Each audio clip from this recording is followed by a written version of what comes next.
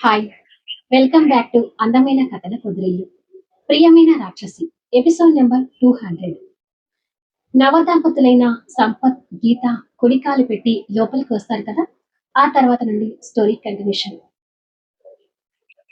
అమ్మ గీత, ఇక నుండి ఈ ఇల్లు నీది కూడా అని నేను వేరే చెప్పాల్సిన అవసరం లేదు. ఇప్పుడు మీ మామగారితో ఎంత ధైర్యంగా మాట్లాడావో అంతే ధైర్యంతో ఉండు. నీకు అంతా మంచే జరుగుతుందని కోరుకుంటున్నాను అని భార్గవి కోడలు తల నిమురుతూ చెప్తుంది. సరే అన్నట్టుగా గీత తల ఊపుతుంది. గీతని పెళ్లి చేసుకోవడం ఇష్టం లేని సంపత్ మీద ఉన్న కొంగుముడి కండువ తీసి చిరాక అవతలికి వేసి అక్కడి నుండి రూమ్ లోకి వెళ్ళిపోతాడు. ఇద్దరు వెళ్తున్న సంపత్ వైపు చూస్తున్నారు. గీత ఆ ఇంటి మనుషుల్ని, ఆ ఇంటి వాతావరణాన్ని కొత్తగా ఫీల్ అవుతుంది. భార్గవి గీత భుజం మీద చేయి పెట్టి, చెప్పాను కదా, ధైర్యంగా ఉండు. నువ్వు వెళ్ళి రూమ్ లో వెయిట్ చేస్తుంది. పని మనిషితో నీకు కాఫీ పంపిస్తాను అని చెప్పి గీతకి రూమ్ చూపిస్తే గీత ఆ రూమ్ లోకి వెళ్తుంది. మరో రూమ్ లో ఉన్న సంపత్ జరిగిన పెళ్లికి చిరాకు పడుతూ ఉండగా కోటేశ్వరరావు అక్కడికి వచ్చి, ఆ దరిద్రపురాలు నన్ను ఎదిరించి మాట్లాడుతుంటే నువ్వు సైలెంట్ గా ఉన్నావేంట్రా అని అడుగుతాడు. గీత గురించి మర్యాదగా మాట్లాడు నాన్న. తనని దరిద్రపురాలు అని ఇప్పటికి రెండోసారి అన్నారు. ఇంకొకసారి గీత గురించి అలా అంటే ఊరుకోను అంటూ కోప్పడతాడు. కొడుకు మాటలకి షాక్ కావటం కోటేశ్వర వంతు అవుతుంది. ఆ షాకుతోనే గుటకలు మిగుతూ, పెళ్ళాన్ని అప్పుడే వెనకేసుకుని వస్తున్నావా అని అడుగుతాడు. గీత నా పెళ్ళం కంటే ముందు నా క్లాస్మేట్, నా స్నేహితురాలు. నా స్నేహితురాల్ని ఇంకొక మాట అంటే నేను సహించను అని ఎలాంటి కల్మషం లేకుండా స్నేహితురాలు అనే అభిమానంతో తండ్రిని ఎదిరిస్తాడు. ఏమిట్రా, తన్ని అలా సపోర్ట్ చేస్తూ మాట్లాడుతున్నావు అని అడుగుతాడు కోటేశ్వరరావు. ఈ పెళ్లి జరిగినందుకు మీతో పాటు నాకు కోపంగానే ఉంది నాన్న. కానీ అమ్మ మాటను కాదనలేక గీతని పెళ్లి చేసుకున్నాను. అలా అని చెప్పి మీరు గీతను ఇష్టం వచ్చినట్టుగా మాటలంటే నేను ఊరుకోను. గీత మీద నాకు కోపం ఉన్నా గీత మాటల్లో కూడా న్యాయం ఉంది. తన మెడలో నేను తాళి కట్టాను కాబట్టి ఈ ఇంట్లో నా భార్యగా తనకి పూర్తి హక్కులు ఉన్నట్టే. గీత అసలే అనాథ. తనని ఇప్పుడు ఇంట్లో నుంచి వెళ్ళమంటే ఎవరింటికని వెళ్తుంది అని అడుగుతాడు. ఓహో, అప్పుడే పెళ్ళం మీద తెగ ప్రేమ కారిపోతుందే అని కోపంగా అంటాడు కోటేశ్వరరావు. ఇది ప్రేమ కాదు నాన్న. గీత నా స్నేహితురాలు కాబట్టి తన మీద ఉన్న చిన్న అభిమానం. గీతని పెళ్లి చేసుకోవడం వల్ల నాకు నష్టం జరిగింది కానీ మీకు ఎలాంటి నష్టం జరగలేదు. ఏదో ఒక టైంలో ఎవరో ఒక అమ్మాయిని నేను పెళ్లి చేసుకోవాల్సిన వాడిని, కోడల్ని ఇంటికి తీసుకురావాల్సిన వాడిని. ఆ కోడల స్థానంలో గీత వచ్చింది అనుకోండి. మళ్ళీ చెప్తున్నాను, గీతని అనవసరంగా మాటలని నాకు కోపం తెప్పించకండి. ఈ విషయం నేను గీత ముందలే చెప్పొచ్చు. బట్ తన ముందు నువ్వు అలుసు అవుతావని అక్కడ సైలెంట్ గా ఉన్నాను అని అంటాడు. ఆ మాటలు వింటూ కాఫీ కప్పుతో భార్గవి అక్కడికి వస్తుంది. అసలే కొడుకు మాటలకి కోపంగా ఉన్న కోటేశ్వరరావు పెళ్ళాన్ని ఇంకా మండిపోతున్నట్టుగా చూస్తూ అక్కడి నుండి వెళ్ళిపోతాడు. సంపత్ తల్లిని కూడా కోపంగా చూస్తూ మొహం తిప్పుకుంటే, పర్వాలేదే, గీత మీద స్నేహితురాలనే అభిమానాన్ని తగ్గించుకోలేదు. ఈ విషయంలో నిన్ను మెచ్చుకోవచ్చు అని కాఫీ కప్పు కొడుకు చేతిలో పెట్టి, కాఫీ తాగి స్నానం చేసి ఫ్రెష్ అవ్వు అని చెప్పి వెళ్తుంది. సంపత్ చిరాగ్గా కాఫీ కప్ పక్కకు పెట్టి, ఈ పెళ్లి చేసి పొరపాటు చేసావమ్మా.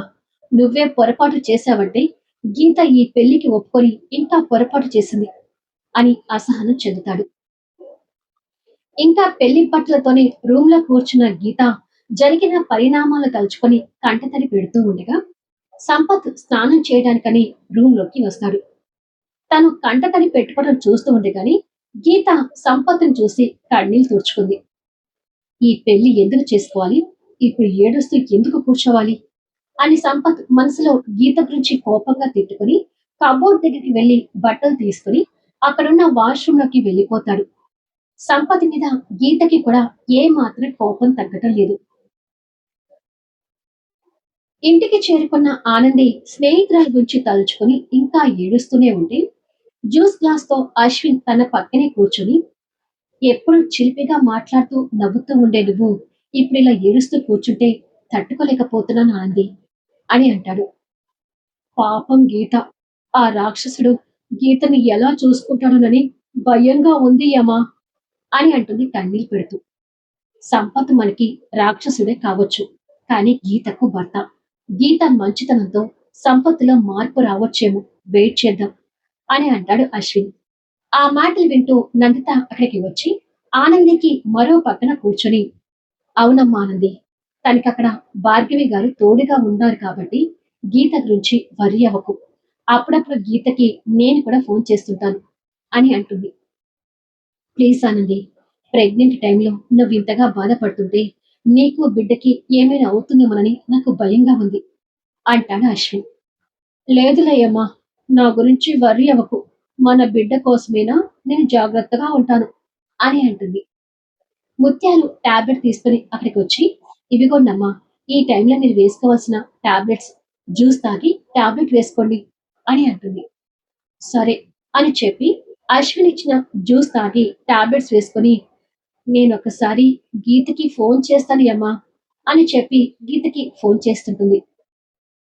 సంపత్ స్నానం చేస్తూ ఉండడంతో గీత బాల్కనీలోకి వచ్చి శూన్యంలోకి చూస్తూ ఉండగా స్నేహితురాల దగ్గర నుండి ఫోన్ రావడం చూసి బాధని దిగమింగుకొని లిఫ్ట్ చేసి, హలో ఆనంది అని అంటుంది.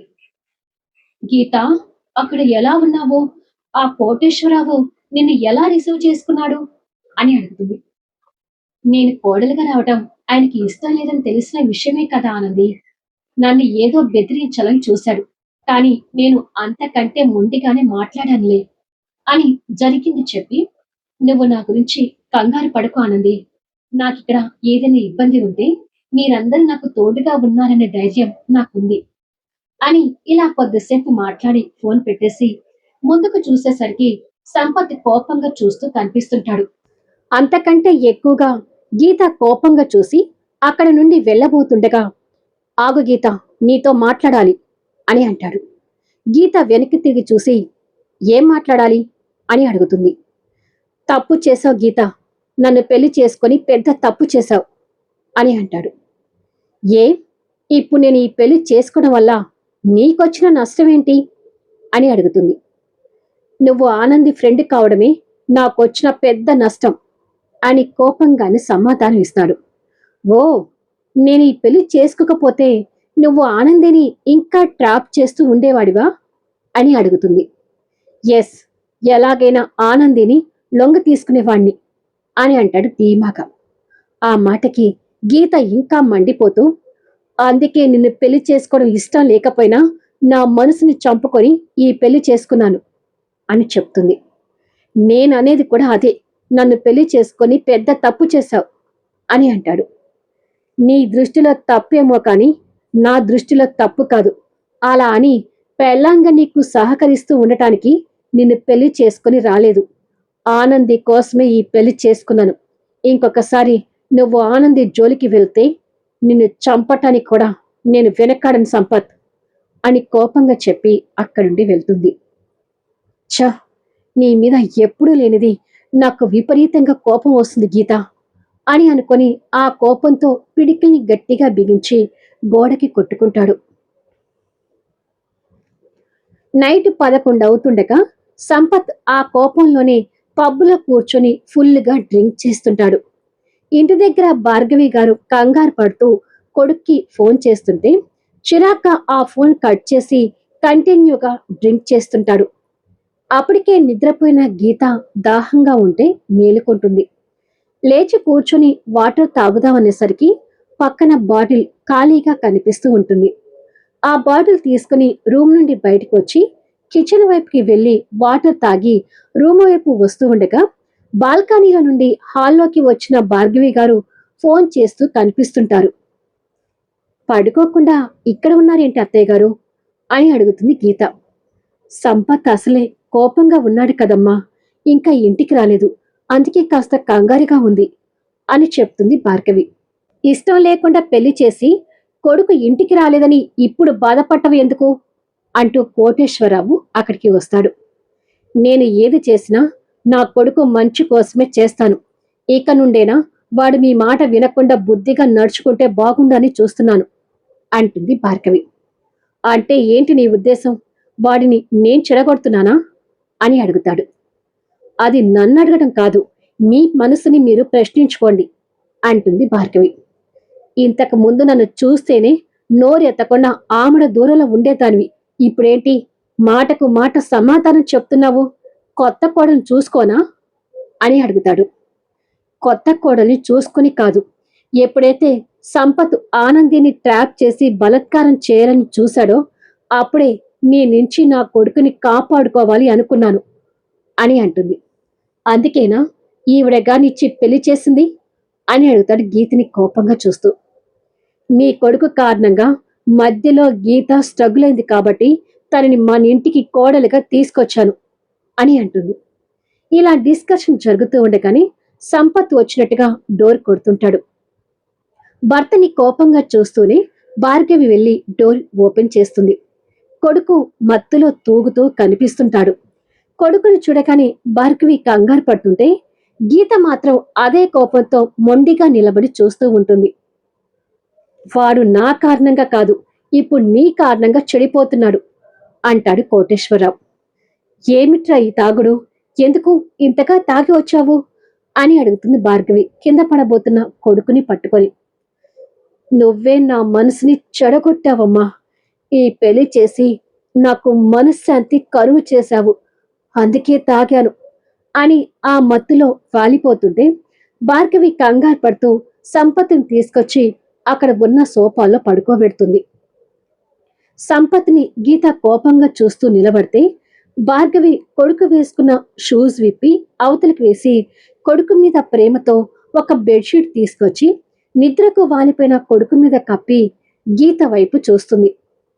గీత సంపత్ విషయంలో తనకి ఏమీ పట్టనట్టుగా ఉండటం భార్గవి గమనిస్తూనే, అమ్మ గీత, ఇప్పటికే చాలా టైం అయింది, ఇక వెళ్ళి పడుకో అని అంటుంది.